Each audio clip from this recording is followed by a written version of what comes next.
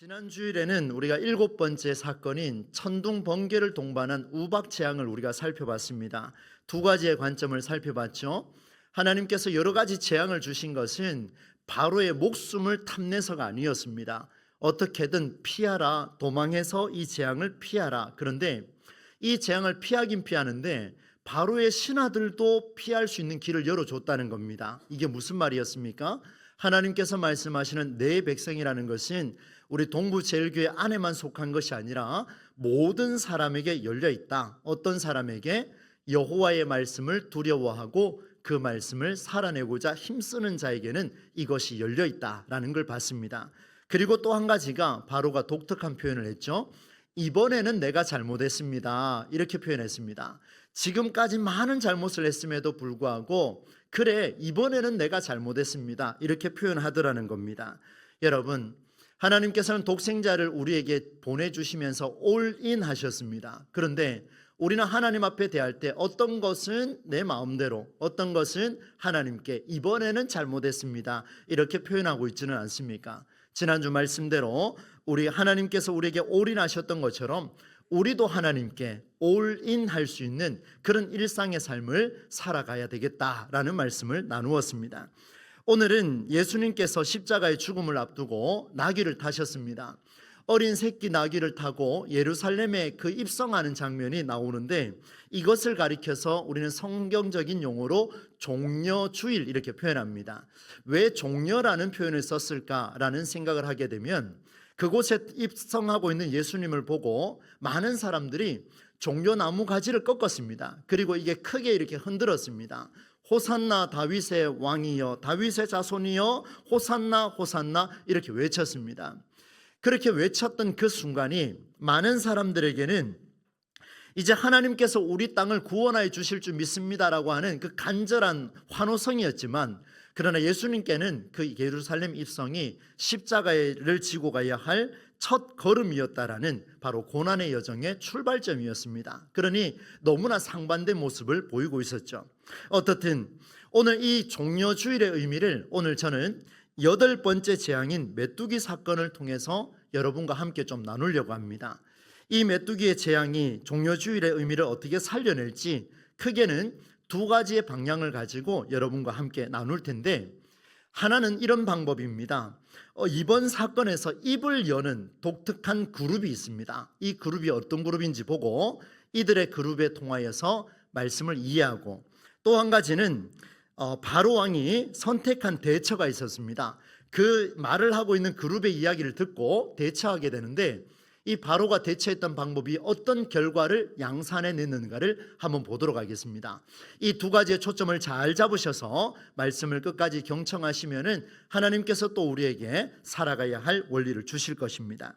먼저 첫 번째로 이번 사건에서 그동안 침묵하다가 입을 열었던 사람들이 있습니다. 그들이 누군가 하면 바로의 신하들이었습니다. 바로 왕 옆에 있던 그 신하들이 입을 열기 시작을 했습니다. 저는 그래서 이 신하들의 말이 7절에 나오게 되는데요, 조금 이따가 한번 보겠습니다. 신하들의 말이 무엇을 의미하는지를 좀 보고 어떤 과정에서 이런 말을 하게 됐는지를 좀 보겠습니다. 그리고 바로 왕은 그 말을 듣고 어떻게 받아들였는가를 좀 살펴보도록 하겠습니다. 여러분, 8장 18절 19절 말씀에 보면 바로의 신하들이 오늘 본문에 와서 처음으로 입을 연 게 아니라 이전에 한번 입을 연 적이 있습니다. 그 증거를 여러분에게 먼저 한번 보여드리려고 합니다. 8장 18절로 19절 말씀 새한글 성경입니다. 마술사들도 비법으로 모기를 만들어 내려고 그렇게 해보았지만 해내지 못했다. 그래서 모기가 사람과 짐승에게 달라붙어 있었다. 이게 세 번째 재앙이었습니다. 자, 그 다음에 19절 말씀은 같이 한번 읽어보겠습니다. 함께 읽겠습니다. 그러자 마술사들이 파라오에게 말했다. 이것은 무엇이라고 표현했습니까? 신의 손가락입니다. 이 한마디를 딱 한 겁니다. 여러분, 그동안에 입 침묵하고 있던 사람이 먼저 처음으로 입을 열었는데 그게 뭐냐면 이것은 신의 손가락입니다. 왕이요, 우리도 저 모기를 만들어낼 수가 없습니다. 이것은 분명 하나님의 권능입니다. 이렇게 표현을 했습니다. 여러분, 실패했습니다. 하나님의 능력이 아니면 할 수 없는 일이라고 선언해 버렸습니다. 그런데 이 상황을 보니까 이 신하들의 입에서 터져 나오는 말들은 그래 내가 이 말 해야지 라고 해서 표현한 게 아니라 너무 깜짝 놀란 거예요. 그러니까 어쩔 수 없이 무반사적으로 무조건 반사적으로 반응한 게 이것은 하나님의 능력입니다, 신의 손가락입니다, 이렇게 표현을 했습니다. 그런데 오늘 본문에 들어와서는 이제 신하들이 두 번째 입을 여는데요, 자기도 모르게 튀어나온 목소리가 아니라 이번엔 굉장히 의도적으로 신하들이 이것만큼은 말하고 말 거야 하고 속에 꽉 가두어 두었던 것을 토해내는 장면이 오늘 본문에 나왔는데, 이것은 목숨을 건 행위의 강경한 발언이었습니다. 여러분, 신하들이 어떻게 왕에게 이런 말을 할 수 있을까요? 한번 볼까요? 여러분, 7절 말씀인데요, 어떻게 신하들이 말했는가를 함께 보도록 하겠습니다. 새한글 성경으로 함께 한번 읽으면 좋을 텐데요, 한번 띄워주시겠습니까? 우리 아동부부터 우리 전부 어르신들까지 크게 한번 읽었으면 좋겠습니다. 함께 읽습니다. 그러자 파라오의 신하들이 그에게 이렇게 아뢰었다. 이 사람이 언제까지 우리에게 덫이 되게 어떻게 하신다고요? 내버려 두시렵니까? 지금 왕에게 지금 화가 잔뜩 난 거예요. 그리고 읽습니다. 시작. 그 사람들을 내보내어 자신들의 신 여호와를 예배하게 해주십시오. 또 크게 읽습니다. 이집트가 망한 줄 폐하께서는 아직도 모르십니까? 곱게 표현한 거예요. 지금 뭐 삿대질만 안 했을 뿐이지 지금 신하들이요 목숨을 걸었습니다. 왕이요, 왕께서는 어찌하여 이집트 땅이 망한 줄을 아직도 모르고 계십니까? 바보입니까? 어리석습니까? 뭐 모자랍니까? 뭐 이런 표현을 지금 쓴 거예요. 얼마나 지금 화가 났으면 그렇게 표현을 하고 있겠습니까? 여러분, 그동안 나와 함께했던 신하들이요, 내 말을 경청하던 자들이 갑자기 이렇게 충언을 해버렸습니다. 바로왕이요 얼마나 놀랬겠습니까? 충격이 너무 컸던 것 같아요. 그래서 신하들의 말에는요 더는 어떤 답변도 하지 않습니다. 완전히 삐져버렸습니다. 그래서일까요? 즉시 모세와 아론을 불렀습니다. 모세와 아론을 불러가지고요 얼마나 꾸짖는지 거의 뭐 강하게 질타하면서 이 문제를 해결하라고 명령을 내렸습니다. 바로 여기에서 오늘 중요한 첫 번째 성경의 원리를 발견하게 됩니다. 여러분, 사람은 어떤 옳고 그름에 있어서 옳은 이야기를 딱 들었을 때, 그 진리의 이야기를 들었을 때 무겁고 진지하게 받아들이는 사람이 있는가 하면 가볍고 대충 받아들이는 자가 있습니다. 한 번 더 말씀을 드릴까요? 어떤 옳은 일에 대해서 진리를 들었을 때 어떤 부류는 무겁고 진지하게 받아들이는 사람이 있는가 하면 또 한편으로는 가볍게 대충 그렇게 받아들이는 자들이 있더라는 겁니다. 여러 자녀를 둔 우리 부모님들, 우리 할아버지 할머니들 한번 양육하셨을 때 생각을 해보십시오. 여러 자녀가 있을 때 옳은 일을 이야기했는데 어떤 자녀는 무겁게 받아들이고 또 어떤 자녀는 너무 가볍게 받아들여요. 여러분, 아이들을 지도하거나 학생들을 지도하는 그런 선생이나 스승의 자격이 있는 분들 한번 생각해 보십시오. 아이들을 가르칠 때 옳은 걸 가르쳤는데 어떤 아이들은 무겁고 진지하게 받아들이지만 또 한편에 어떤 아이들은 대충 그냥 흘러가듯이 그렇게 받아들이더라는 겁니다. 여러분, 일터에서 이렇게 CEO나 우리 사장님으로 계시는 분들 직원들을 불러서 지침을 말해줬습니다. 옳은 걸 이야기해줬는데 어떻게 반응합니까? 어떤 사람들은 그 룰에 대해서 진지하게 받지만 어떤 사람은 그 룰에 대해서 대충 받는 것을 우리는 볼 수가 있습니다. 무엇을 말하겠습니까?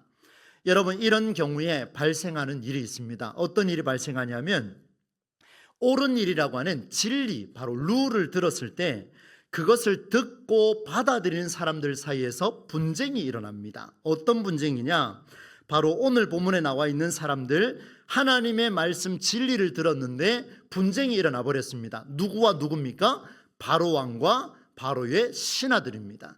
옳고 그름을 가지고 지금 굉장한 신경전을 벌이고 있는 그 모습이 등장을 했습니다. 여러분, 때가 늦었지만 신하들은 그 모세를 통해서 전해졌던 진리의 말씀, 바로 하나님의 말씀을 무겁게 받아들였습니다. 처음에는 안 그랬습니다. 그러나 지금은 굉장히 무겁게 받아들였어요. 그래서 바로 왕에게 뭐라고 이야기했습니까? 왕이요, 저 사람들 내보내십시오. 이집트 땅이 완전히 쫄딱 망한 것을 왕은 어찌하여 모르십니까? 라고 충언을 해버렸습니다. 하나님의 말씀을 무겁게 받아들였습니다. 그러나 바로 왕은 계속해서 진리의 말씀을 가볍게 받아들이고 있는 모습이 등장을 했습니다. 바로는 신하들의 충원에 승복하지 않았습니다. 이것은 신하들의 충원이 바로 왕을 살리고 이집트 땅을 살릴 수 있는 그 유일한 절호의 기회를 놓쳐버린 순간이었습니다. 그 사람들의 말을 듣고 충원을 듣고 받아들여야 되는데 여전히 하나님의 말씀을, 그 진리를 무겁게 받아들이지 않고 가볍게 받아들이는 순간 어떤 일이 벌어졌습니까? 충원도 들리지 않더라는 겁니다. 복의 길을 걷어차 버렸습니다. 여러분, 분쟁이 더 커졌습니다. 서로가 이해를 하지 못합니다. 한쪽은 다른 한쪽을 맹공격을 해버렸고 한쪽은 그저 침묵하며 모세와 아론을 불렀습니다. 그렇다면 여러분, 이 바로 왕이 이렇게 망하지 않을 절호의 기회를 왜 버렸을까가 중요합니다. 오늘 여러분 이 말씀에 한번 집중해 보십시오. 진리의 말씀을 저와 여러분이 무겁게 받아들이지 않는다면 어떤 결과로 어떤 것이 양상되는가를 한번 보겠습니다. 여러분, 에베소서 4장 26절 27절 말씀인데요, 제가 지난 주간에 그 새벽 기도회 때 한번 언급했던 말씀 구절입니다. 4장 26절 27절 말씀 앞부분 제가 한번 읽겠습니다. 화를 내더라도 죄를 짓지는 마십시오. 해가 질 때까지 화를 품고 있어서는 안 됩니다. 여러분, 사람은 화를 낼 수 있습니다. 저도 화를 내고 여러분도 화를 낼 수 있습니다. 그러나 그 화를 냈을 때 언제까지 품고 있지 말라는 겁니까? 해가 질 때까지는 내려놓으라는 겁니다. 그 속에서 끄집어내라는 거예요. 그렇게 하지 않으면 어떤 일이 벌어지냐면 27절입니다. 같이 읽습니다. 시작. 마귀에게 내주지 마십시오. 여러분, 어둠의 영은 물러갈지어다 선포했지만 화내고 있으면 여러분 물러가겠습니까? 마귀는 떠나갈지어다라고 선포했는데 오늘도 자녀들한테 화내고 있으면 되겠느냐 이 말입니다. 형제한테 화내고 그리고 우리 공동체 식구들한테 화내고 있으면 되겠느냐 이 말이죠. 여러분, 바로 왕이요 놓쳤던 게 이겁니다. 화를 가라앉히지 못했어요.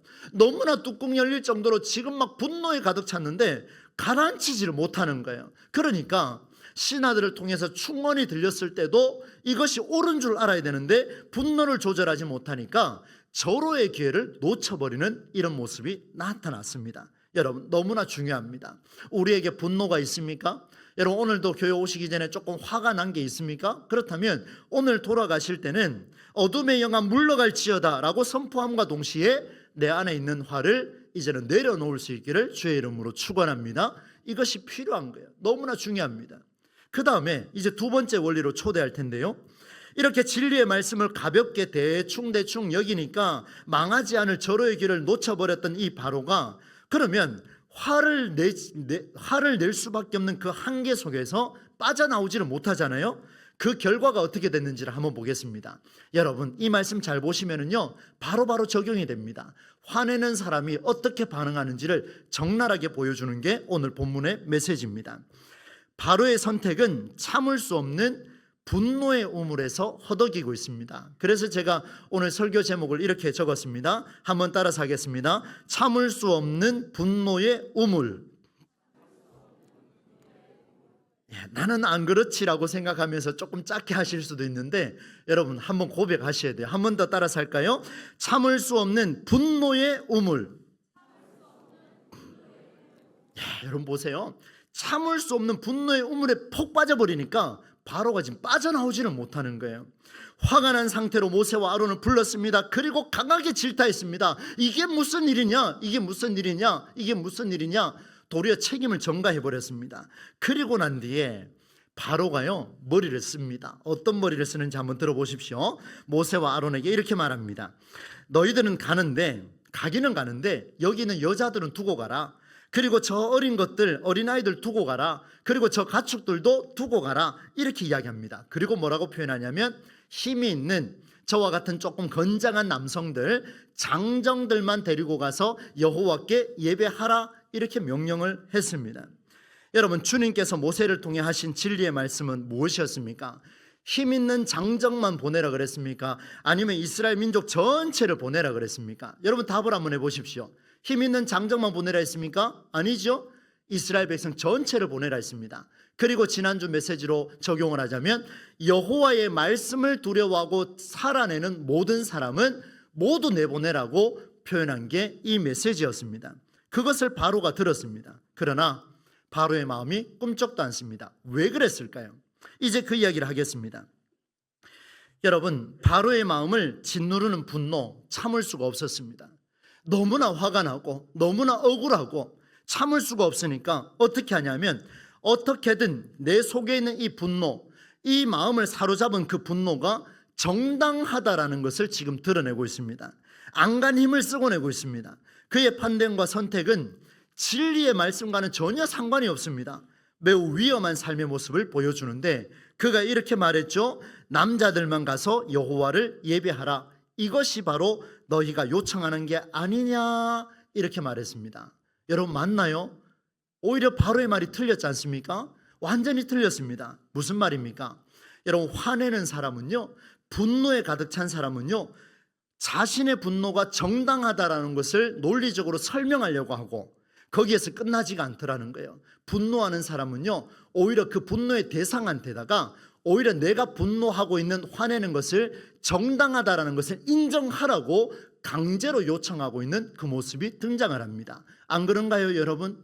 성도와 성도 사이에서 어쩌면 저와 같은 이 직분자가, 이 목사가 성도들한테 저의 화내는 모습을 가지고 여러분에게 정당화시키려고 말씀을 가지고 오고 있다면 이건 기가 막힌 일 아니겠습니까? 말도 안 되는 이야기죠. 부모가 자녀를 양육할 때에 아이들은 학교에서, 청소년들은 학교에서, 학원에서 이 시대는 이런 시대라고 배워왔는데 집에만 가면 어떤 일로 바뀝니까? 돌변해버리지 않습니까? 부모는 학교에서, 학원에서 배웠던 것을 말하지 않습니다. 오히려 부모의 생각만 주입시키고 있더라는 거예요. 그러니 세대 차이는 더 극과 극으로 멀어질 수밖에 없다는 것을 보여주죠. 여러분, 화내는 사람은 강제로 다른 사람에게 나의 이 분노가 아니라는 것을 증명하려고 애를 쓴다는 거, 여러분 기억하시기를 바랍니다. 화를 내는 사람은 자기 함정에 빠집니다. 기억하십시오. 화를 내는 사람은 자기 함정에 빠지고 화내는 상황이 정당하다라고 말하고 급기야 다른 이로 하여금 강제로 인정하게 하려고 몸부림치는 게 바로 이 화내는 사람들의 특징이라는 것을 보여줍니다. 결국 모세가 지팡이를 들었습니다. 펼쳤습니다. 하나님이 그 화내고 있고 다른 사람에게 그게 정당하다고 지금 강제로 요청하고 있는 바로를 향하여 메뚜기 떼를 보내주시는데 강렬한 동풍을 불게 하셔서 풀숲에 있는 모든 메뚜기가 이집트 땅을 덮쳐버리도록 만들어버렸습니다. 완전 쑥대밭이 되어버렸습니다. 그런데 여러분, 오늘 중요한 메시지가 또 나옵니다. 뭐냐면 이렇게 동풍을 일으켜서 메뚜기를 불러서 땅을 쑥대밭으로 만들었지만 놀라운 일이 벌어집니다. 여러분, 너무나 중요한 말씀입니다. 그것은 바로가 잠시라 할지라도 그의 잘못을 인정할 때에 이것이 사라지는 역사가 일어나는데요. 한번 보겠습니다. 16절 17절 말씀입니다. 이 말씀도 우리 같이 한번 읽어보겠습니다. 시작. 좀 띄워주시겠습니까? 새 한글입니다. 16절 17절 말씀. 네, 같이 읽겠습니다. 17절이네요. 같이 읽겠습니다. 시작. 파라오가 서둘러 모세와 아론을 불러들여 말했다. 내가 너희의 신 여호와와 너희에게 잘못했다. 지금 보세요. 내가 너희의 신 여호와와 너희에게 어떻게 했다 그럽니까? 잘못했대요. 잘못했답니다. 17절입니다. 읽습니다. 시작. 이제 나의 잘못을, 이제 뭐라고 이야기합니까? 이제 나의 잘못을 용서해다오. 여러분 잘 보세요.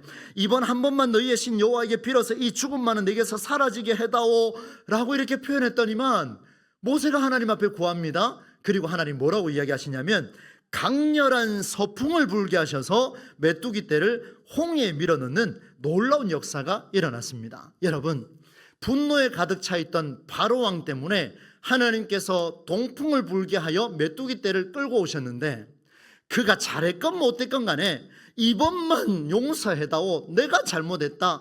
여호와와 너희에게 내가 잘못했다라고 시인하는 순간 어떤 일이 벌어졌냐면 하나님께서 강렬한 서풍을 불게 하셔서 그 메뚜기 떼를 모조리 어디에 빠뜨렸다고 그럽니까? 홍해에 빠뜨렸다, 이렇게 표현하고 있습니다. 여러분, 너무 중요한 메시지를 우리에게 주셨습니다. 사랑하는 여러분, 오늘은 종려주일입니다. 예수님께서는 십자가의 길을 향한 첫걸음을 내딛는 그 이유를 진리의 말씀으로 온 땅에 선포해 주셨습니다. 매주 매시간 선포되고 있습니다. 그 말씀은 하늘로부터 독생자 예수 그리스도에게도 선포됐습니다. 늘 하나님께서 세례받는 예수에게, 그리고 일하는 예수에게, 그리고 사역 감당하는 예수에게 하나님은 동일하게 선포하셨습니다. 이스라엘 땅에도, 그리고 이방 땅에도, 오늘 우리 대한민국에도, 그리고 우리 동부제일교회도 똑같이 하나님은 진리를 선포하셨습니다. 그러나 무겁고 진지하게 받아들이고 그 말씀을 살아내는 자가 있는가 하면, 강렬한 서풍으로 문제를 해결하는 자가 있는가 하면, 반면에 가볍게 대충 받아들이고 자기의 분노를 정당화하고자 힘쓰는 그런 사람들이 있더라는 겁니다. 내 속에 메뚜기 떼를 달고 사는 사람이 있습니다. 강렬한 동풍을 몰고 다니는 그런 어리석은 자가 이 시대에 너무 많다라는 것을 보여줍니다. 여러분, 예수님께서는 자신을 향한 수많은 사람의 비난과 제자들의 배신과 아빠, 아버지라고 불렀습니다. 아버지에게 버림받은 순간이라 할지라도 그 어떤 분노도 가까이 하지 않고 분노를 정당화하는 어떤 행위도 하지 않았습니다. 여러분에게 한번 물어보겠습니다. 우리 아동부와 우리 청소년들에게도, 청년들에게도 한번 물어보겠습니다. 여러분, 예수님께서 이 땅에 오셔서 많은 사람들을 만나고 사역하시고 이제 십자가를 지고 골고다 언덕을 올라가시는데, 그 수많은 무리와 예수님을 포함한 수많은 무리 중에 여러분, 분노를 참지 못했던 사람이 더 많았을까요? 분노를 참았던 사람이 더 많았을까요? 여러분, 답을 한번 해보십시오. 누가 더 많았습니까? 분노를 참지 못했던 사람이 더 많았습니다. 이스라엘 백성 전체가, 유대인 전체가, 제사장 전체가, 로마 군사 전체가 분노에 가득 차 있었지만 단 한 명은, 단 한 사람, 그가 누굽니까? 예수님입니다. 예수님은 분노를 드러내지 않았습니다. 분노를 행한 어떤 행위도 하지 않았습니다. 우리 예수님께서는 이 땅에 분노가 가득한 이 세상 가운데에 강렬한 서풍을 불게 하여 주셔서 이 시대 가운데에 살아날 수 있는 길을 제공해 주신 분이 바로 우리 주님이십니다. 여러분, 종려주일 예수님께서 예루살렘을 입성하며 종려나무 가지를 흔들며 모두가 환호하고 있을 때, 우리 주님은 모든 사람이 강렬한 동풍을 준비할 때 우리 주님께서는 강렬한 서풍을 준비하고 계셨다는 거, 여러분, 우리가 오늘 말씀을 통하여 믿음으로 받아들일 수 있기를 간절히 소망합니다. 여러분, 분노를 가라앉히십시다. 분노를 가라앉힙시다. 오늘도 화내는 일이 분명히 생길 겁니다. 그러나 분노를 가라앉히지 못하면 주변의 생명은 더 상하게 될 것이고, 분노를 가라앉히게 되면 내 생명, 바로 자녀들의 생명, 가정과 성도와 교회 공동체를 살리는 놀라운 역사가 일어날 것입니다.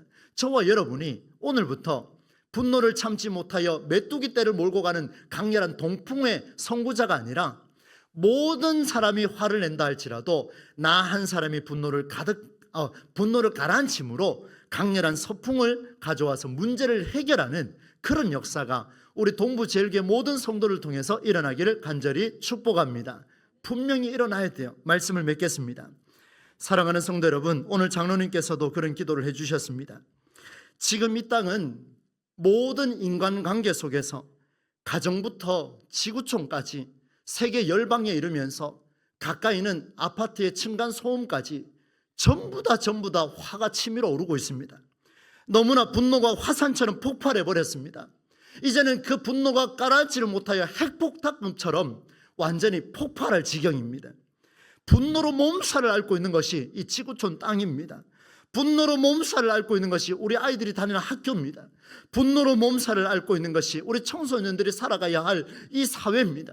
분노로 가득 찬 곳이 우리 청년들이 지금 고군분투해야 할 그런 사회상에 우리는 살아가고 있습니다.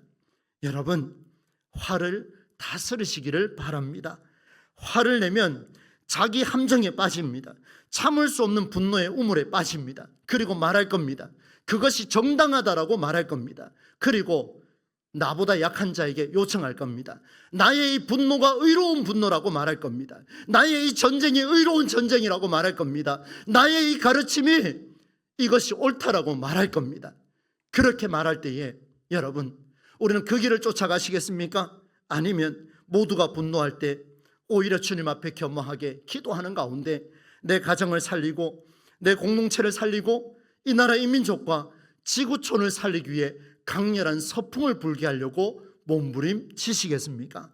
이것이 오늘 우리에게 주는 메시지입니다. 십자가의 길입니다. 첫 발을 내디딥시다. 주님만 그렇게 가는 게 아니라 우리도 그 길을 걸어야 될 것입니다.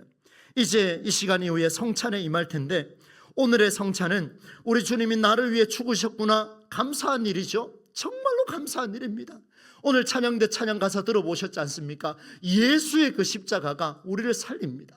우리를 살리셨습니다. 그러면 우리는요? 우리는 살고 끝날 겁니까? 아니지 않습니까? 오늘의 성찬은 나의 분노가 의로운 분노라고 말하는 동풍을 불게 하는 그런 성찬이 아니라, 우리 어린아이부터 어른에 이르기까지 오늘의 이 성찬이 우리가 당면하고 있는 수많은 문제를 홍해 바다에 빠뜨리게 하는, 강렬한 서풍을 불게 하는 그런 역할로 우리가 결단할 수 있는 그런 성찬이 될 수 있기를 간절히 소망합니다. 이번 한 주 동안 이 구원의 역사가 저와 여러분에게 선명하게 드러날 수 있기를 우리 주 예수님의 이름으로 간절히 축원합니다.